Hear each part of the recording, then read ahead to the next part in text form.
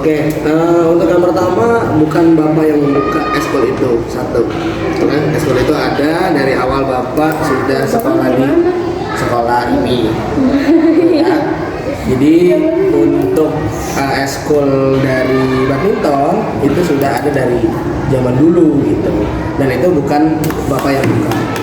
Yang kedua, kenapa eskul lain tidak dibuka? Saya rasa pernyataan itu tidak benar ya, karena di MI Alfala itu kurang lebih ada berapa? 15 ya, 14 eskul yang ada di MI Alfala. Jadi Bapak rasa ketika pertanyaannya kenapa hanya eskul badminton gitu, tidak eskul lain, ya jawabannya eskul lain sudah banyak yang dibuka, dari kaligrafi, terus ada futsal, ada hadro dan lain-lain sebagainya. Itu juga untuk sebagai menggali potensi dari anak-anak MI Alfala. Ayo baca, siapa yang baca? Ada lagi yang mau ditanyakan? Anom.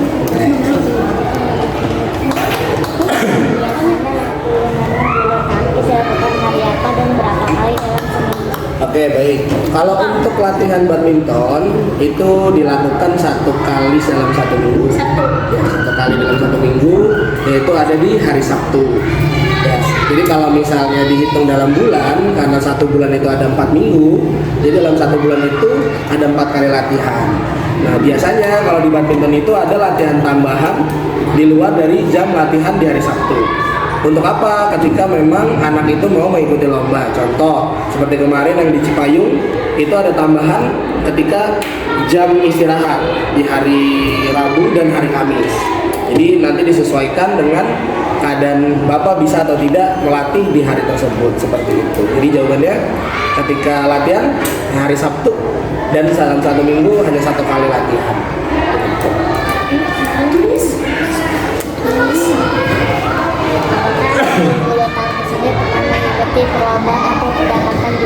Oh ya, eskul bulu tangkis ini pernah ya ngikutin lomba pastinya, dan karena Bapak di sini juga sebagai guru baru, jadi kemarin diamanahkan untuk mendampingi anak-anak MI Alfala bertanding di daerah Cipayung. Itu kalau nggak salah kita antar MI se-Jakarta Timur.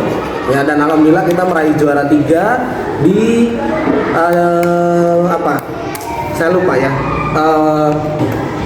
pertandingan campuran ya, itunya kategori campuran, kurang lebih seperti itu.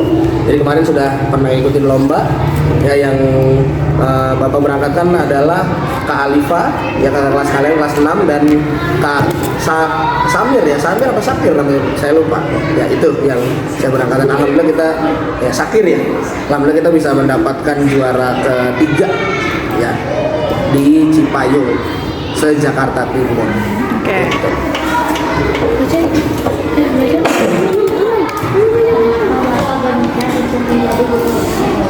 Kenapa saya berminat menjadi guru badminton? Yang pertama jelas ya, karena saya ngajar di sini sebagai guru PJOK 1. Yang kedua, memang kebetulan Bapak senang yang namanya olahraga. Olahraga yang Bapak senangnya ada futsal, sepak bola, badminton, basket. Terus termasuk kalau mungkin kalian tidak asing ya, biliar, Bapak juga senang main itu. Jadi kenapa Bapak suka dengan badminton? Karena memang sudah hobi ya. Dari kecil itu sudah dikenalin namanya main raket, main futsal gitu. Jadi makanya Bapak senang dengan yang namanya badminton. Dan kenapa Bapak juga mengambil sebagai pelatih atau pembina dari eskul badminton. Seperti itu. Oke. Apakah ada target pencapaian atau kompetisi yang ingin diraih melalui eskul yang Bapak ajarkan? Yang pasti ada ya, sebagai pengamat atau pembina dari eskul badminton pasti ada. Yang pertama, yang pasti Bapak kepengen kita meraih lebih dari yang sudah kita raih sebelumnya. Karena kemarin mungkin juara 3 ya, harapannya kita bisa di juara 1 pastinya. Dan target Bapak untuk di eskul badminton ini adalah mencari bibit yang bisa menggantikan Alifa dan Sakiri itu. Karena dari yang Bapak lihat ketika latihan itu masih beberapa mereka belum mau mengeluarkan potensinya gitu. Dan jadi Bapak harus mencari dulu potensi-potensi itu, harus digali kembali. Ketika nanti sudah tergali potensinya, baru nanti kemungkinan Bapak targetkan untuk kejuaraan-kejuaraan ya.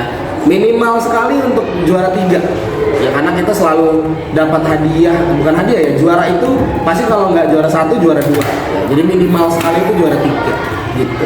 Itu jawabannya, targetnya. Bagaimana cara memotivasi murid agar rajin mengikuti ekskul?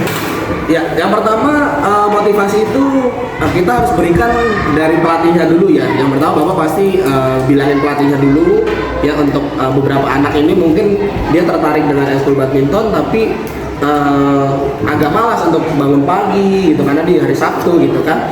Jadi pelatih ini Bapak instruksikan untuk coba diberikan semangat anak-anak itu ketika latihan. Contoh ya, latihan itu ayo nanti kita akan ada sparring nih antar kelas misalnya. Jadi kalian harus semangat ya, karena kalian kalau ikut ekskul pasti kalian yang diandalkan gitu kan. Kalian yang akan dipilih oleh wali kelas kalian. Jadi makanya motivasinya diberikan yang pertama itu. Terus yang kedua, yang pasti motivasi ini harus juga didukung oleh orang tua. Percuma kalau misalnya bapak motivasi anaknya, ketika anak termotivasi tapi orang tuanya tidak memberikan fasilitas itu. Contoh, ketika kamu latihan futsal, ternyata di latihan futsal itu orang tua kamu tidak mendukung untuk kamu latihan.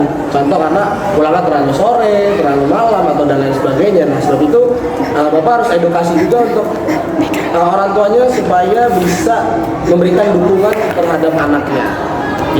Itu motivasi yang bisa Bapak berikan kepada anak-anak yang mengikuti ekskul badminton supaya bisa lebih rajin latihan. Seperti itu. Ada lagi? Satu lagi ya Pak. Apa harapan dan target Bapak ke depan untuk tim bulu tangkis? Seperti yang tadi Bapak sudah sampaikan ya di pertanyaannya Ibrahim ya. Jadi kalau target Bapak jelas ya, targetnya adalah kita bisa meraih juara kembali, menemukan bibit-bibit baru untuk badminton, dan juga yang pasti kedepannya kita selaku sekolah yang memiliki fasilitas lapangan badminton seharusnya bisa lebih maju dibanding sekolah-sekolah lain. Nah sebab itu targetnya adalah minimal sekali ketika kita mengikuti lomba ada juara yang kita dapat, minimal juara 3 seperti itu. Gitu.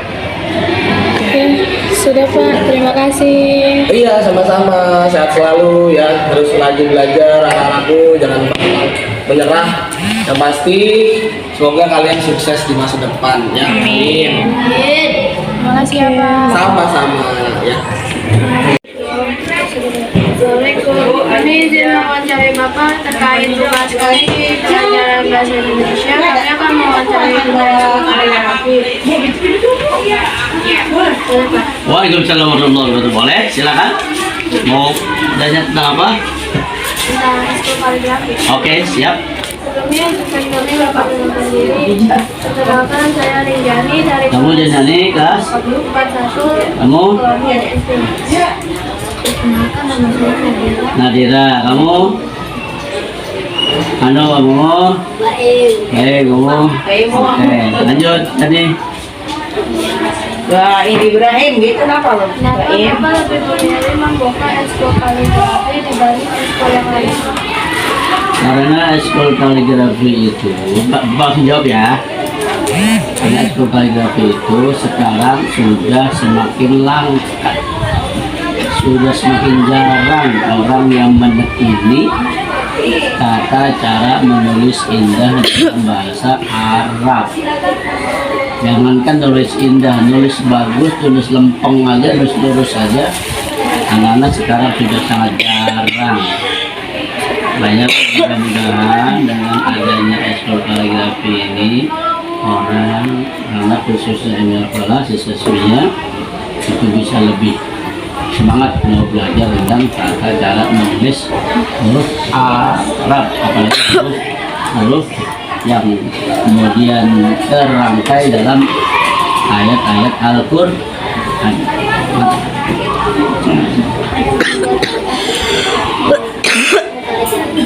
Karena kuat karena dengan tulisan itu, dengan goretan-goretan tinta yang luas, itu akan mata akan damai lihatnya. Kalau mata udah damai lihatnya, hati insya Allah tentram, indah dimandang mata. Indah dipandang mata, insya Allah nggak usah pergi jauh-jauh wisata atau jalan-jalan cuci mata. Orang bilang cukup lihat tulisan indah aja udah cuci mata. Gitu.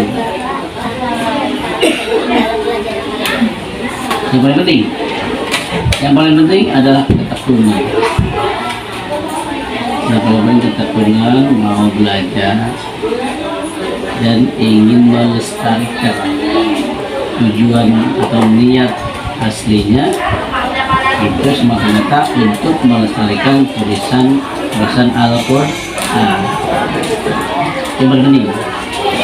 Selebihnya nanti ada bonus, tulisannya bagus, dapat nilai bagus, dapat tulisannya bagus, dapat rezeki, dapat apa yang mungkin kamu inginkan, insya Allah itu bonus dari Anda.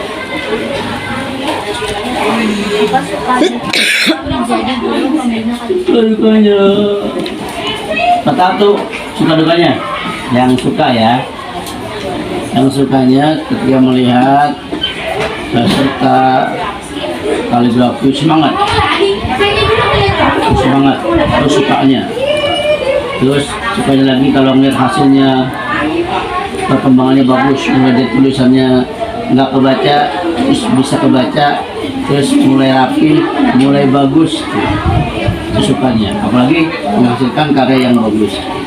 Sukanya lagi melihat-lihat kaligrafi yang bagus-bagus di masjid, di musola, di mana tempat yang ada kaligrafi. Dukanya kalau anak-anak belum baca, tulisannya lemes, ngantuk, yang hadir sedikit, semangatnya penuh, itu suka.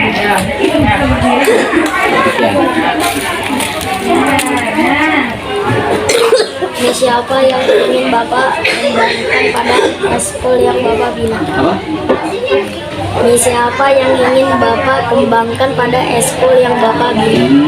Misinya ingin membumikan tulisan yang indah, yang bagus agar menjadi sebuah tradisi. Semua anak-anak FB Al-Falah tulisannya jadi bagus, jadi indah. Bagaimana metode penilaian Bapak terhadap kaligrafi siswa? Metode penilaiannya, yang pertama dilihat dari ketepatan menulis hurufnya. Harus tepat dulu. Huruf ba titiknya di bawah, huruf ta titiknya di atas. Jangan kebalik, huruf ba titiknya di atas, huruf ta titiknya di bawah. Jangan kebalik, kalau kebalik nanti bunyinya lain lagi. Itu harus tepat dulu huruf-hurufnya. Yang kedua, tepat penulisannya. Kalau tulisannya udah tepat, insya Allah baik.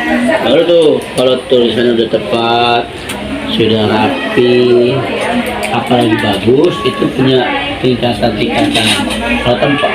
Kalau udah tepat, berarti nilainya udah ketahuan 50.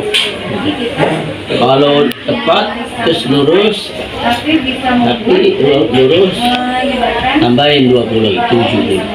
Tapi tambahin lagi 80. Apalagi kalau sampai indah, oh 100. Itu cara menilai. Pak, apakah ekstrakurikuler ini lebih fokus pada ekspresi atau estetika atau aspek penulisan yang benar sesuai kaidah? Ya, betul. Pertama, lebih pentingkan kepada penulisan sesuai kaidah, penulisan sesuai aturan. Itu yang pertama. Yang paling utama, sesuai dulu penulisannya, sesuai dengan kaidah, sesuai aturannya. Kalau huruf A, ya A gitu, ya kan? Kalau alif panjang dari atas ke bawah alif. Itu sesuai kaidah. Yang pertama tujuannya itu, penulisan sesuai kaidah. Baru nanti kaidahannya, estetikanya, nilai seninya, bahkan nanti mungkin nilai jualnya, cuan.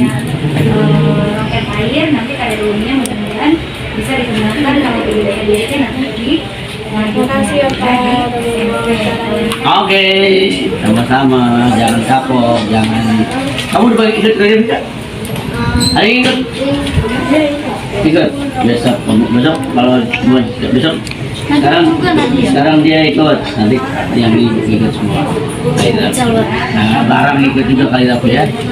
Bisa. Kalau ya sama-sama. Assalamualaikum warahmatullahi wabarakatuh.